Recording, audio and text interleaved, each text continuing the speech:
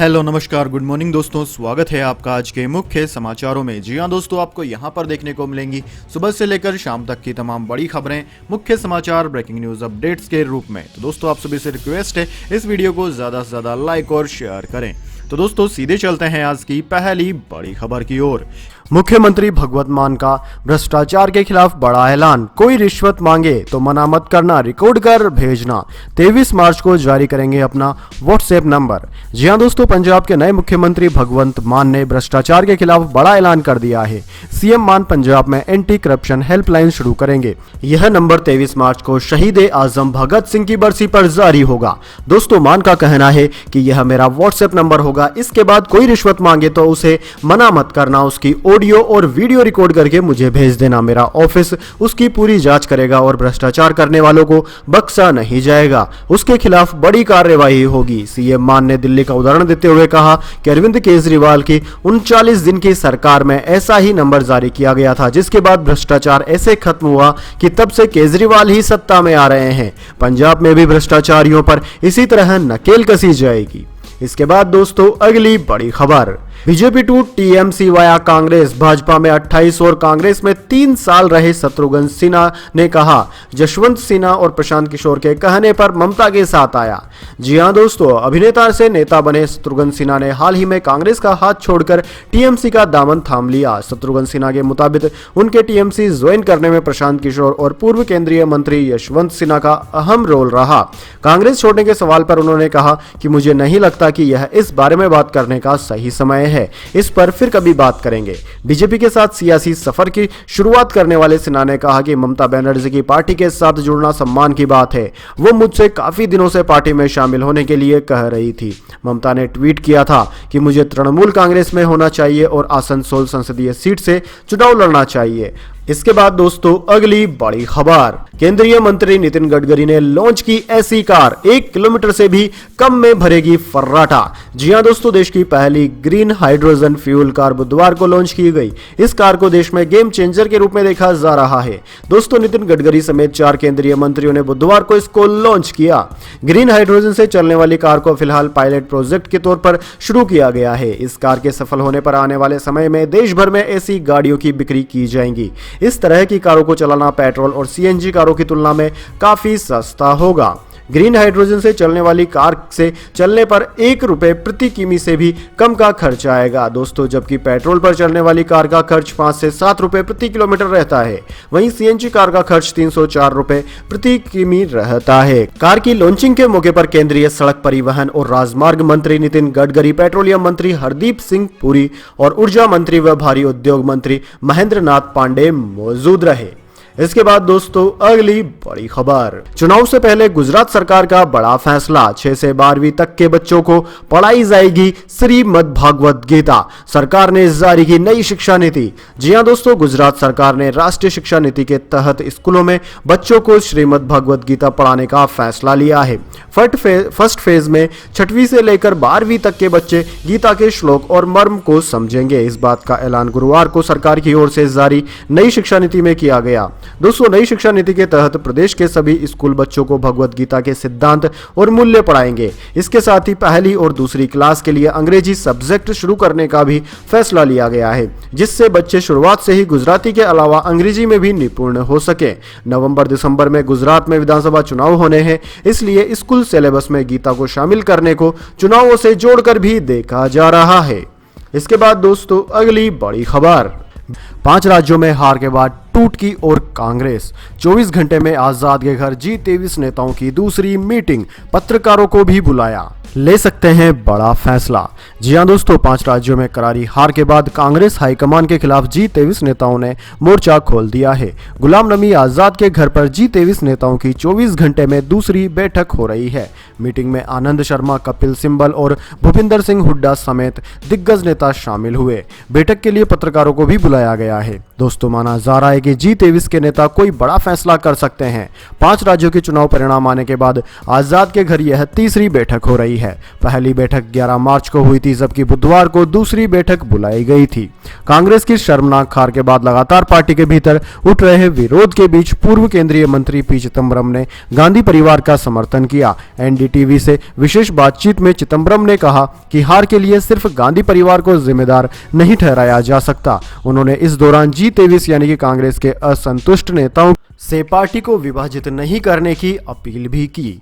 इसके बाद दोस्तों अगली बड़ी खबर, ममता बनर्जी ने पेगासस को लेकर किया बड़ा खुलासा। कहा 25 करोड़ में खरीदने का मिला था ऑफर। जी हां दोस्तों, पश्चिम बंगाल की मुख्यमंत्री ममता बनर्जी ने गुरुवार को कहा कि पेगासस बनाने वाली साइबर सुरक्षा कंपनी ने 4-5 साल पहले राज्य की पुलिस से संपर्क कर मात्र 25 करोड़ रुपए में विवादित इजरायली स्पाईवेयर देने की पेशकश की थी, लेकिन जब उन्हें इस बारे में पता चला तो उन्होंने इसे ठुकरा दिया। दोस्तों, बनर्जी ने दावा किया कि केंद्र सरकार ने स्पाईवेयर को खरीदकर देश की सुरक्षा के लिए इसका उपयोग करने के बजाय राजनीतिक फायदे के मकसद से न्यायाधीशों और अधिकारियों के खिलाफ इसका इस्तेमाल किया। ममता बनर्जी ने राज्य सचिवालय में दावा किया कि उन्होंने अपना सामान बेचने के लिए सभी से संपर्क किया था। उन्होंने 4-5 साल पहले हमारी पुलिस से भी संपर्क किया था और इसे 25 करोड़ रुपए में बेचने की पेशकश की थी। मुझे जानकारी मिली तो मैंने कहा कि हमें इसकी आवश्यकता नहीं है। उन्होंने कहा कि उनकी सरकार ने इसे खरीदने का ऑफर ठुकरा दिया था क्योंकि इससे लोगों की निजता प्रभावित होती है।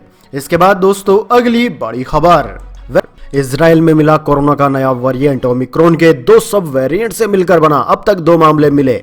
जी हां दोस्तों, जाने इस खबर की पूरी डिटेल, लेकिन उससे पहले मेरी आपसे छोटी सी रिक्वेस्ट है, अगर दोस्तों आपको अभी तक हमारी न्यूज पसंद आई है तो इसे एक छोटा सा लाइक जरूर दे दीजिए, और अगर दोस्तों आपको पसंद नहीं आई है तो बेशक आप डिसलाइक भी कर सकते हैं, लेकिन दोस्तों लाइक और डिसलाइक जरूर कीजिए, क्योंकि दोस्तों यही हमारी मेहनत का फल होता है और इसी से हमें पता चलता है कि आपको हमारी वीडियोज पसंद आ रही है या नहीं। तो दोस्तों जान लेते हैं क्या है ओमिक्रॉन से जुड़ी नई खबर। दरअसल दोस्तों, चीन में बढ़ते कोरोना मामलों के बीच अब इजराइल से चिंता बढ़ाने वाली खबर सामने आई है। इजराइल के स्वास्थ्य मंत्रालय ने दावा किया है कि देश में वायरस का एक नया वेरिएंट डिटेक्ट किया गया है। इसने अब तक 2 लोगों को अपनी चपेट में ले लिया है। इजराइल के अनुसार दोनों ही मरीज बुधवार को देश लौटे हैं। ब्रेन ग्यूग्रीन एयरपोर्ट में कोरोना जांच होने पर इनकी रिपोर्ट पॉजिटिव आई। स्वास्थ्य मंत्रालय के डायरेक्टर जनरल नोचमैन एश ने कहा कि संभव है कि यह वेरिएंट इजराइल में ही इजाद हुआ हो, हालांकि अभी इस पर और रिसर्च की जरूरत है। इसके बाद दोस्तों अगली बड़ी खबर, वेदर अपडेट, दस्तक देने वाला है साल का पहला चक्रवात। तेज बारिश तूफान की है चेतावनी, ये इलाके होंगे प्रभावित। जी हां दोस्तों, भारतीय मौसम विभाग ने साल के पहले चक्रवाती तूफान को लेकर अलर्ट जारी किया है। मौसम विभाग के अनुमान के मुताबिक चक्रवाती तूफान आसनी अगले हफ्ते रफ्तार पकड़ेगा। दक्षिण पश्चिम हिंद महासागर में आने वाले तूफान के अगले सप्ताह की शुरुआत में चक्रवात में बदलने की संभावना है। दोस्तों, मौसम विज्ञान विभाग के अनुसार मंगलवार को इसका कम दबाव का क्षेत्र बना पूर्वी और उत्तर पूर्वी दिशा में बढ़ते हुए शनिवार तक यह चक्रवात का रूप ले सकता है। इसके बाद अंडमान व निकोबार द्वीप समूह के तट पर यह दस्तक दे सकता है। इसके 20 मार्च को तूफान और 21 मार्च को चक्रवाती तूफान में बदलने की उम्मीद है। चक्रवाती तूफान 22 मार्च तक उत्तर और उत्तर पश्चिम दिशा में आगे बढ़ेगा। चक्रवात बनने के बाद मौसम की घटना को आसनी नाम दिया जाएगा। दोस्तों, चक्रवात का यह नाम भारत के पड़ोसी देश श्रीलंका ने सुझाया था। इसके बाद दोस्तों अगली बड़ी खबर, crypto price update. Crypto currency market में आज शानदार तेजी, बिटकॉइन 1.23 लाख और इथेरियम 10,000 रुपए से ज्यादा उछला। जी हां दोस्तों, बुधवार को प्रमुख क्रिप्टो करेंसी की कीमतों में शानदार तेजी देखने को मिली। बिटकॉइन शाम 5 बजे 4.20% की बढ़त के साथ 31.90 लाख रुपए पर कारोबार कर रहा था। इस दौरान इसकी कीमत में 1.23 लाख रुपए से ज्यादा की बढ़ोतरी हुई। वहीं दोस्तों इथेरियम की बात करें तो बीते 24 घंटे में इसकी कीमत में 5.24% की तेजी देखी गई है। 10,550 रुपए से बढ़कर 2.11 लाख रुपए पर पहुंच गई। इसके बाद दोस्तों अगली बड़ी खबर, शेयर बाजार, सेंसेक्स 1039 पॉइंट बढ़कर 56,816 पर बंद। बैंकिंग शेयर्स में करीब 4% तक की बढ़त रही। जी हां दोस्तों, आपने बिल्कुल सही सुना। भारी गिरावट के बाद आज शेयर बाजार अच्छी खासी तेजी में रहा। बॉम्बे स्टॉक एक्सचेंज का सेंसेक्स 1039 पॉइंट ऊपर 56,816 और नेशनल स्टॉक एक्सचेंज का निफ्टी 312 अंक की बढ़त के साथ 16,975 पर बंद हुआ। बैंकिंग शेयर ने बाजार को भरपूर सपोर्ट किया। दोस्तों आज सेंसेक्स 789 पॉइंट ऊपर 56,555 पर खुला था। इसने 56,860 का ऊपरी और 56,379 का निचला स्तर बनाया। इसके सभी 30 स्टॉक्स में से केवल पावर ग्रिड और सन फार्मा मामूली गिरावट में रहे। बढ़ने वाले प्रमुख स्टॉक में अल्ट्राटेक 4.18% बढ़कर बंद हुआ। इसके बाद इंडसइंड बैंक और एक्सिस बैंक 3-3% से ज्यादा बढ़कर बंद हुए। इसके बाद दोस्तों अगली बड़ी खबर, एक्स्ट्रा इनकम के लिए मोबाइल से कर सकते हैं बिजनेस, लाखों में होगी कमाई। जी हाँ दोस्तों, आज हर शख्स नौकरी के साथ एक्स्ट्रा इनकम करने के बारे में सोच रहा है। अगर आपके मन में भी अतिरिक्त कमाई करने का विचार है तो आप इसकी में आपकी मोबाइल की मदद ले सकते हैं। जी हाँ दोस्तों, दरअसल दोस्तों इस बिजनेस में टाइम के साथ मैच्योरिटी आने पर आपको और ज्यादा फायदा होगा। इसे करने के लिए आपको किसी खास प्लानिंग की जरूरत नहीं होती है, नहीं इसमें किसी प्रकार के उम्र का बंधन होता है। दरअसल दोस्तों हम बात कर रहे हैं जिस बिजनेस की, उसका नाम है मोबाइल से फोटो खींचकर उसकी बिक्री करना। जी हाँ दोस्तों, यानी कि डिजिटल मीडिया के बढ़ते दौर में डिजिटल फोटोग्राफी की मांग बढ़ रही है। ऐसे में आपका क्लिक किया गया फोटो लाखों रुपए में बिक सकता है। दोस्तों बहुत लोगों को फोटोग्राफी का शौक होता है। ऐसे लोग एक नॉर्मल सी जगह में भी फोटो का यूनिक एंगल तलाश लेते हैं। यदि आप अपने इस शौक को इनकम में बदलना चाहते हैं तो हम आपको कुछ वेबसाइट्स के नाम बताते हैं। यहां पर आप अपने फोटोज को सेल कर सकते हैं। इनमें है Adobe stock, shutter stock, LBST, फोटोमोटो, क्रिस्टॉक, 500 pixel, snappy for you, your photos, photo shelter. दोस्तों ये कुल 10 ऐसी कंपनियां हैं जिनको आप अपने फोटोज बेच सकते हैं। इसके बाद दोस्तों अगली बड़ी खबर, खाने के तेल की बढ़ती कीमतों पर बड़ा अपडेट, सरकार ने किया कड़ा फैसला। जी हां दोस्तों, होली से पहले खाने के तेलों की बढ़ती कीमतों ने रसोई का बजट बिगाड़ दिया है। खाद्य तेलों की बढ़ती कीमतों पर सरकार ने सख्ती की तैयारी कर ली है। केंद्र सरकार ने तेलों की कीमतों को कम करने के लिए राज्य के साथ कई दौर की बात की। सरकार ने तेल उत्पादक निर्यातकों से भी कई दौर की बातचीत की है। केंद्र ने राज्यों को इन्फोर्समेंट मशीनरी लगाने के निर्देश दिए हैं। साथ ही कीमतों में कृत्रिम बढ़ोतरी को रोकने के लिए सख्त कदम उठाने को कहा है। जमाखोरी और कीमतों में वृद्धि पर कानूनी कार्रवाई करने और राज्यों को जिला स्तर पर निगरानी बढ़ाने के निर्देश भी दिए गए हैं। इसके बाद दोस्तों अगली बड़ी खबर, तो दोस्तों यह थी आज की तमाम बड़ी खबरें। इसके बाद दोस्तों अब बारी आती है आज के माइंड क्विज क्वेश्चन की। जी हाँ दोस्तों, एक आसान से सवाल का जवाब देकर आप जीत सकते हैं एक अमेजिंग सरप्राइज गिफ्ट हमारे यूट्यूब चैनल की ओर से। तो दोस्तों आज का सवाल आपकी स्क्रीन पर आ चुका है। दोस्तों क्षेत्रफल की दृष्टि से देश का सबसे बड़ा राज्य कौन सा है? अगर दोस्तों जानते हैं आप इस सवाल का जवाब तो जल्दी से कमेंट बॉक्स में लिख दीजिए। अगर दोस्तों आपका जवाब होता है एकदम सही और आप चुने जाते हैं लक्की विजेता के रूप में तो आपको मिल सकता है एक सरप्राइज गिफ्ट हमारे यूट्यूब चैनल की ओर से।